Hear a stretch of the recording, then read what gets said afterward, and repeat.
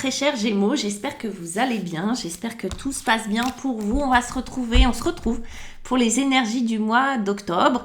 Je suis Marie Cardinal, pour ceux qui ne me connaissent pas, je suis tarologue, je suis également thérapeute et on va aller regarder un petit peu ce mois d'octobre pour vous les Gémeaux, pour voir un petit peu les énergies extérieures. Je vous propose les 22 arcanes du tarot de Marseille. Et puis pour votre tirage, on va regarder ça avec le tarot mystique et puis l'oracle bleu. J'espère que la lumière va se maintenir, il va y avoir des changements. Lumière du jour. L'énergie extérieure, c'est vraiment celle qui va donner une couleur, une teinte sur ce mois d'octobre pour vous. Ah oui, et j'oubliais, pour ceux et celles qui veulent une guidance avec moi, rien de plus simple, vous avez mes coordonnées juste en bas de la vidéo, en visio, par téléphone ou en cabinet. Voilà, vous pouvez me retrouver, me poser vos questions, prendre rendez-vous. Je réponds toujours assez vite. Allez, on y va. Les Gémeaux, l'énergie extérieure, ce qui va teinter votre... Waouh, il y a pire, une magnifique impératrice qui va venir influencer votre mois d'octobre, les Gémeaux. Pour votre tirage, c'est un tirage en 4 cartes. Dans le tarot, en 4 cartes, que j'associe avec un oracle toujours, pour avoir une lecture un peu plus fine. Allez, la première carte, c'est un 10 de coupe, il y a pire quand même dans la vie. Un 10 de coupe, et c'est ce que vous voulez, d'accord? C'est ce que vous désirez le plus sur ce mois d'octobre, mes Gémeaux. L'entrave, le problème, ça va être un 8 de bâton. Ok, ça c'est votre obstacle qui va devoir être surmonté. Pour ce faire, un 10 de bâton, dites donc, vous êtes abonné au 10. Un 10 de bâton et puis un roi de denier. Il y a pire, mes amis, il y a pire. On va regarder avec l'oracle bleu et ce 10 de coupe. Allez, 10 de coupe, vous voulez du 10 de coupe et vous voulez quoi d'autre? Et vous voulez la terre. Ok. Oui, roi de denier, ça ne m'étonne pas. Avec ce 8 de bâton, qu'est-ce qui va vous embêter? C'est l'abondance. Ok, votre défi. Avec ce 10 de bâton, on a la progression. C'est beau. Ah, c'est assez intéressant. Et avec ce roi de denier, on a les autres. On va aller voir si les autres sont un problème ou pas. En tout cas, on a une impératrice qui vient teinter ce petit mois d'octobre. Écoutez, il y a pire. L'impératrice, c'est quoi? L'abondance. Donc, c'est assez intéressant qu'on l'ait en défi. L'abondance... pourquoi l'abondance? Parce que l'impératrice, c'est numéro 3. Déjà, c'est de l'action. Donc, ça va favoriser tout ce qui est passage à l'action. C'est de l'amour. Ça va favoriser tout ce qui est langage du cœur, émotion, expression des émotions, etc. Apprivoiser ses émotions. Ça va être aussi de la séduction. Donc, elle va créer du désir. Elle va créer... de l'attirance, elle va créer du charisme, d'accord? Elle va réchauffer un peu l'atmosphère, cette impératrice. Et puis, elle est très créative. Donc, elle va vraiment être très, très porteuse si on a de nouveaux projets, si on se lance dans quelque chose de créatif, ou si on monte une boîte, ou si on construit une maison, etc., etc. Et pour toutes les relations de couple, elle va aussi venir... mettre un petit peu de lumière, un petit peu de chaleur, en tout cas de l'amour dans tout. Voilà. L'impératrice, il n'y a pas beaucoup de, elle n'a pas beaucoup de mauvais aspects, l'impératrice. Si elle est mal gérée, ça peut créer du gaspillage, ça peut créer de la perte de temps, ça peut créer, de la perte. Mais là, visiblement, il n'y a pas de raison qu'elle vienne vous embêter plus que ça. Mais comme elle est en défi, on va aller voir. Vous, ce que vous voulez, c'est du 10 de coupe. Mes amis, vous voulez de l'amour. C'est pas compliqué. L'amour. Le 10 de coupe, c'est vraiment de l'amour. C'est le couple. Le couple idéal, l'amour parfait. D'accord? C'est rencontrer son âme sœur, c'est fonder une famille, c'est... voilà, je ne sais pas quelle est l'image pour vous de l'amour parfait, mais c'est ce que vous voulez. En fait, sur ce mois d'octobre, vous vibrez d'amour. Vous en avez besoin. Un 10, c'est une fin de cycle. On sent que ça fait un bout de temps que vous bossez soit pour maintenir un couple, soit pour créer un couple, que ça fait un bout de temps peut-être que vous êtes seul pour certains Gémeaux et que là, bah ça y est, j'arrive au bout et j'ai vraiment envie de faire couple, hein, de vivre de l'amour. Bref, vous l'adaptez à votre situation, mais on sent que votre préoccupation principale sur ce mois d'octobre, ça va être le cœur. On a le cœur et on a la terre. Il y a besoin de concrétiser quelque chose. Il y a besoin de rendre tangible une relation. Il y a peut-être des Gémeaux qui, jusqu'à maintenant, ont une relation un peu trop distante avec quelqu'un ou qui ont du mal à concrétiser une relation de couple. Peut-être qu'il y a des Gémeaux qui ont envie d'ancrer la relation dans un pacte, dans un mariage, d'acheter quelque chose, hein, dans de la terre, c'est-à-dire, bah viens, on va acheter une maison ensemble, on va emménager ensemble, on va, etc., etc. Là, il y a un vrai besoin, une vraie envie de réaliser, de concrétiser l'amour. D'accord ? L'amour, peu importe la forme qu'elle a, mais d'être vraiment dans une sécurité affective. Parce que la terre, ça va être ça. Hein, la terre sécurise, la terre, elle ancre, la terre, elle pose les choses. Là, on a vraiment besoin de ça. D'accord ? On a les couples, le cœur, 10 de coupe, amour, mais on a besoin que ça soit ancré dans la matière. Ok ? Le défi, eh ben, on a un 8 de bâton.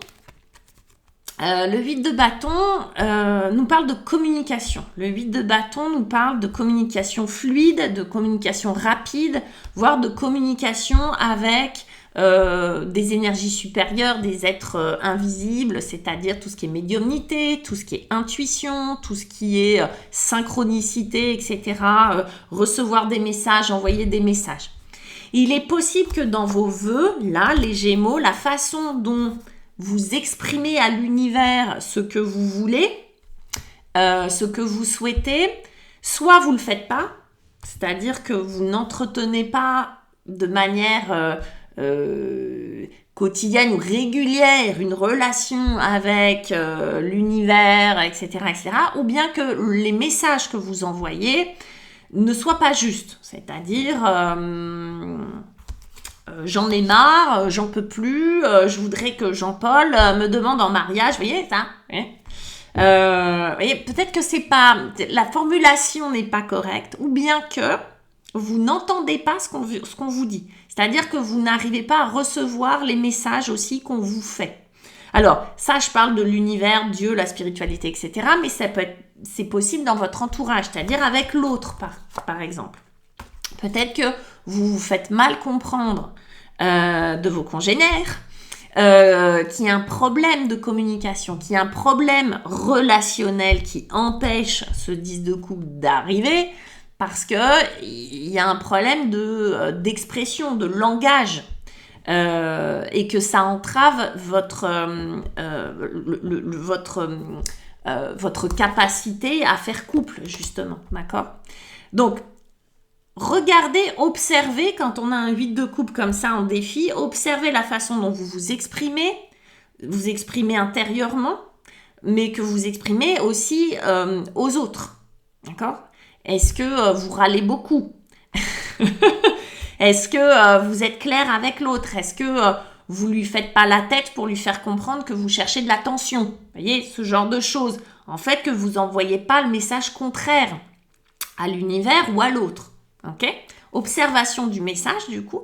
Et puis l'abondance. C'est comme si l'abondance, du coup, était coincée. L'abondance, je dis, au niveau du cœur, hein, puisque c'est ce que vous voulez.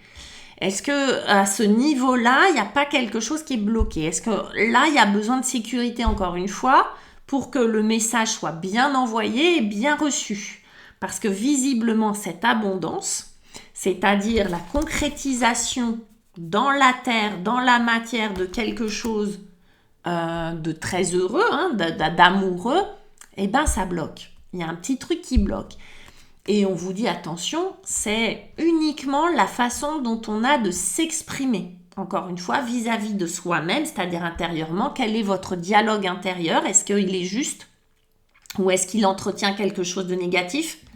De la perte, voire que vous ressassez la perte de quelque chose, c'est pas moi qu'on choisit, c'est pas moi qu'on aime, c'est pas moi, de toute façon je suis toujours sur le banc de touche, etc. Ce genre de choses. Et du coup, vous envoyez ça à l'extérieur de manière inconsciente, aux autres, mais à l'univers, à tout le monde. Et attention au dialogue que vous avez à l'intérieur. Voilà. Si je me dis que je vais perdre la course, il y a peu de chances que je la gagne. Vous voyez, donc attention à la façon dont on s'exprime et des messages qu'on envoie, dont on n'a pas conscience. Hein. Ok ? Mais oui, qu'est-ce qui va nous aider à reformuler un petit peu tout ça ? C'est un 10 de bâton. C'est quoi un 10 de bâton ? Ah, ben c'est un 10 aussi, c'est une fin de cycle, c'est la fin de quelque chose, c'est l'aboutissement en tout cas de quelque chose. Des bâtons, ben là ce sont des fleurs, c'est beau quand même. Je porte un peu, j'en ai gros sur la patate, je porte un fardeau, je porte quelque chose qui est un peu lourd. Les bâtons, normalement c'est une énergie de vitalité, c'est l'envie de passer à l'action, c'est vous voyez, c'est le feu intérieur, vous voyez, c'est la passion, c'est la créativité, c'est le charisme, c'est la séduction, c'est la sexualité le bâton. Là, le 10 de bâton, ah mais le bouquet de fleurs, il est un peu gros, non, on ne vous voit plus derrière. En fait, vous portez un peu trop de fleurs dans vos bras, mes amis Gémeaux. C'est un peu trop lourd, c'est un peu trop présent, c'est un peu trop visible, c'est un peu trop... Donc, il va falloir déposer ce bouquet-là. Il va falloir le donner à quelqu'un, il va falloir s'en séparer, il va vraiment falloir dire « stop, je ne peux plus porter ». Ok ?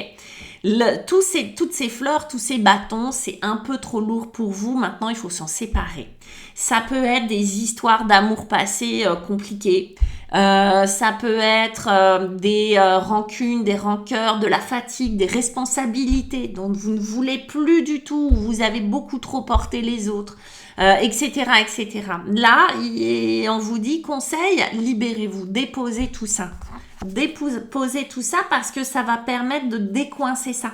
Ça va permettre d'alléger, voyez, de vous envoler avec vos 8 parapluies plutôt que de vous plomber avec votre énorme bouquet de fleurs qui ne sert à rien, là, ça sert plus. Et ça va vous permettre la progression, l'élévation, de vous élever. Vous voyez la métaphore ? C'est on dépose le passé. Pour moi, c'est du passé qu'il faut déposer. Pour moi, c'est des contraintes, c'est des choses comme ça qu'il faut laisser derrière, qu'il faut déposer. C'est très beau, toutes ces fleurs, elles sont magnifiques. Vous en cueillez une 10e, vous êtes courageux, vous êtes courageuse. Mais là, boum, il faut arrêter de faire ce qu'on a fait, c'est-à-dire de porter la relation. De porter les relations en règle générale. On n'a plus besoin peut-être de faire autant d'efforts pour vouloir obtenir du lien, pour vouloir obtenir de la relation avec autrui. Peut-être qu'on peut juste dire « Ah, basta, je dépose tout ça et je m'allège. » Et finalement, je vois que l'ascension se fait toute seule. D'accord ? C'est-à-dire que le lien se fait même si j'y travaille pas spécialement, même si j'arrête d'être proactif là-dedans. Peut-être que c'était contre-productif d'être trop actif dans mes relations, c'est-à-dire à vouloir porter tout ça, à vouloir absolument de l'ancrage, du machin, du concret. Peut-être que l'autre faisait « Oh !» Vous voyez ? Donc, il y a l'idée de déposer tout un tas de choses un peu trop lourdes, comme si la responsabilité finalement, en tout cas une part de la responsabilité que vous avez dans la relation, pour pouvoir progresser, pour pouvoir vous élever. Faire confiance à quelque chose de plus grand, faire confiance à quelque chose de plus grand, de plus haut, de plus d'invisible, vous voyez, que vous ne maîtrisez pas du coup, hein, lâchez les chevaux. On ne peut pas maîtriser, on ne peut pas vouloir à la place de l'autre.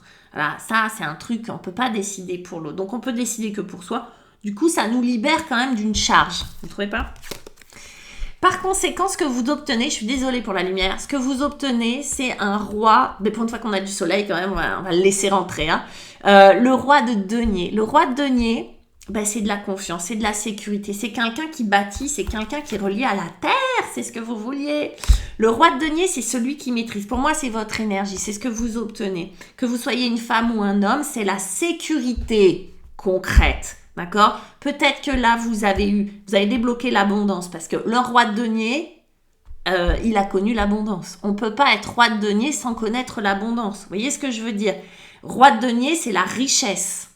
Quand je dis la richesse, ça peut être un compte en banque, hein. Mais ça peut être juste une richesse intérieure, c'est-à-dire que matériellement, mais de manière très concrète, je vis la sécurité. C'est de la sécurité. Je peux bâtir, je peux construire, je suis ancrée. Vous voyez? Le roi de denier, c'est un espèce de chêne énorme qui a 200 piges, et vous inquiétez pas, la tempête ne lui fait pas peur.